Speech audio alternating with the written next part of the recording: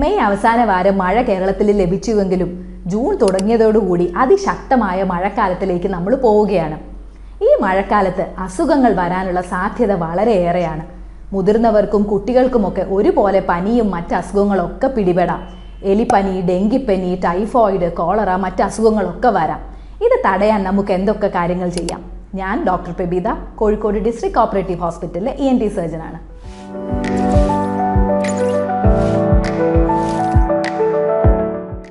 നമ്മുടെ വീട്ടിലും ചുറ്റുമുള്ളിടത്തും ചെയ്യാൻ പറ്റുന്ന കാര്യങ്ങളെ 5 ഹെഡിങ്സിന്റെ അടിയിൽ തരംതിരിച്ചാണ് ഞാൻ ഈ വീഡിയോ പ്രസന്റ് ചെയ്യുന്നത്.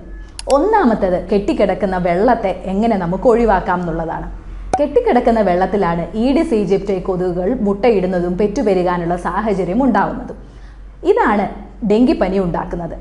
അപ്പോൾ നമുക്ക് ഏറ്റവും പ്രധാനമായിട്ടും ചെയ്യേണ്ടത് നമ്മുടെ വീടിന് ചുറ്റുമുള്ള വെള്ളം തങ്ങി നിൽക്കാൻ സാധ്യതയുള്ള എല്ലാ സോഴ്സുകളും മാറ്റിക്കളയണം. അതൊരു ചിരട്ടയാണെങ്കിൽ പോലും കമഴ്ത്തി വെക്കുക. ചിരട്ട ഓരോന്ന് കണ്ടു കഴിഞ്ഞാലും അതല്ലെങ്കിൽ അതൊക്കെ ഒഴിവാക്കാനുള്ള ഒരു വഴി കണ്ടെത്തുക. ഉപയോഗമില്ലാതെ കിടക്കുന്ന ടയറിൻ്റെ ഉള്ളിൽ വെള്ളം കെട്ടി നിൽക്കാം, ഇതൊന്ന് മാറ്റാം. അതുപോലെ തന്നെ ചെടിച്ചട്ടികൾ പുറത്ത് വെച്ചിട്ടുണ്ടെങ്കിൽ അതിൻ്റെ അടിയിൽ നമ്മൾ ബേസ് പ്ലേറ്റ് ആയിട്ട് പ്ലാസ്റ്റിക് പാത്രങ്ങൾ വെക്കുന്നുണ്ട്. ഇതിലും വെള്ളം തങ്ങി നിന്ന് കൊതുകുകൾ മുട്ടയിടാനുള്ള സാഹചര്യം ഉണ്ടാവും. അപ്പോൾ അതും ഓരോ 2 ദിവസം കൂടുമ്പോഴും വീടിന് ചുറ്റും ഒന്ന് നടന്ന് ഇത്തരം കെട്ടിക്കിടക്കുന്ന വെള്ളം ഇല്ല എന്ന് ഉറപ്പാക്കാം. ഇതേ സാഹചര്യം തന്നെ നമ്മുടെ വീടിൻ്റെ ഉള്ളിലുണ്ടാവാം. ഇപ്പോൾ എല്ലാവരും മണി പ്ലാന്റുകളും മറ്റും ടേബിളിലും ജനലിൻ്റെ സൈഡിലും ഒക്കെ വെക്കാറുണ്ട്. ഇതിൻ്റെ ഉള്ളിലും കൊതുകുകൾ വളരുന്നില്ല എന്ന് നമ്മൾ ഉറപ്പാക്കണം. അതുപോലെ തന്നെ മറ്റൊരു കാര്യം, ഫ്രിഡ്ജിൻ്റെ ബാക്കിൽ ഡീഫ്രോസ്റ്റ് ചെയ്യുന്ന വെള്ളം വന്ന് കിടക്കാനുള്ള ടാങ്ക് ചില ഫ്രിഡ്ജുകൾക്കുണ്ട്. ഈ ട്രേയുടെ ഉള്ളിലുള്ള വെള്ളവും അവിടെ തങ്ങി നിന്നാൽ കൊതുകുകൾ വളരാനുള്ളൊരു സാഹചര്യം ഉണ്ടാവും. അപ്പോൾ ഇതാണ് ആദ്യത്തെ കാര്യം. രണ്ടാമത്തെ കാര്യമെന്ന് പറയുന്നത് എലിപ്പനി തടയാനുള്ള മാർഗങ്ങളാണ്. ചെളിവെള്ളത്തിലൂടെ നമ്മൾ നടക്കുമ്പോൾ കാലിൽ മുറിവുണ്ടെങ്കിൽ ഈ എലിമൂത്രം കലർന്ന വെള്ളമാണെങ്കിൽ നമുക്ക് എലിപ്പനി പിടിക്കാനുള്ള സാധ്യത കൂടുതലാണ്.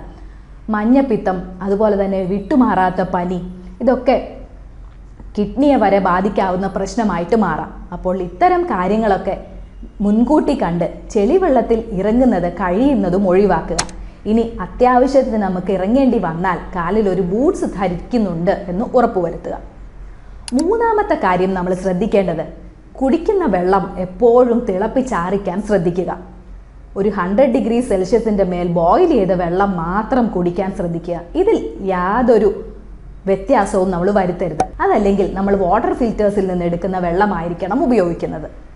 ഇനി നാലാമതായിട്ട് ശ്രദ്ധിക്കേണ്ട കാര്യം, മഴക്കാലത്ത് തുണി ഉണങ്ങിയെടുക്കാൻ പ്രയാസമാണ്. ഇതെല്ലാ വീട്ടമ്മമാരും അനുഭവിക്കുന്ന ഒരു പ്രശ്നവുമാണ് താനും. അപ്പോൾ ഇങ്ങനെയുള്ള സാഹചര്യത്തിൽ ഒരിക്കലും നമ്മുടെ വീടിൻ്റെ ഉള്ളിൽ ഈ നനഞ്ഞ തുണി നമ്മൾ കിടക്കുന്ന ബെഡ്റൂമുകളിൽ ഉണങ്ങാനിടരുത്. അവിടെ നനവ് നിന്ന് കഴിയുമ്പോൾ പൂപ്പൽ അണുബാധയ്ക്ക് കാരണമാവാം. ഇത് സ്കിൻ ഇൻഫെക്ഷൻസ് ഉണ്ടാക്കും. അതുപോലെ തന്നെ ശ്വാസകോശ സംബന്ധമായിട്ടുള്ള അസുഖങ്ങൾക്കുള്ള സാധ്യത കൂട്ടുകയും ചെയ്യും, പ്രത്യേകിച്ചും പ്രമേഹ രോഗമൊക്കെ ഉള്ളവരാണെങ്കിൽ.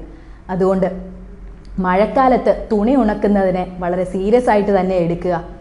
ഒരുപാട് ഒരുമിച്ച് കഴുകിയെടുക്കുന്നതിന് പകരം ഉള്ളതുള്ളത് അപ്പോഴുള്ള വെയിൽ ഉപയോഗിച്ച് ഉണക്കിയെടുത്ത് മടക്കി വൃത്തിയായിട്ട് സൂക്ഷിക്കാനും ശ്രദ്ധിക്കുക.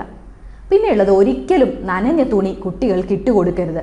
ചില ആൾക്കാർ ചെയ്യുന്നതാണ്, ചെറിയ നനവോടുകൂടി അയൺ ബോക്സ് ഒക്കെ ഇട്ടുന്ന് തേച്ച് അപ്പോൾ തന്നെ കുട്ടികളെ സ്കൂളിലയക്കും. ഇത്തരം പരിപാടികളും ശീലങ്ങളൊക്കെ നമുക്ക് തൽക്കാലത്തേക്കൊന്ന് നിർത്തിവെക്കാം.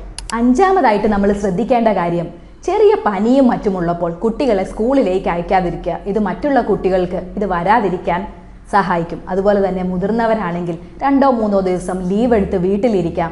ആ സമയത്ത് നല്ലവണ്ണം വെള്ളം കുടിച്ച് ആഹാരമൊക്കെ കഴിച്ചൊന്ന് റെസ്റ്റ് എടുത്താൽ 2-3 ദിവസത്തിനുള്ളിൽ ഇത് മാറുകയും ചെയ്യും.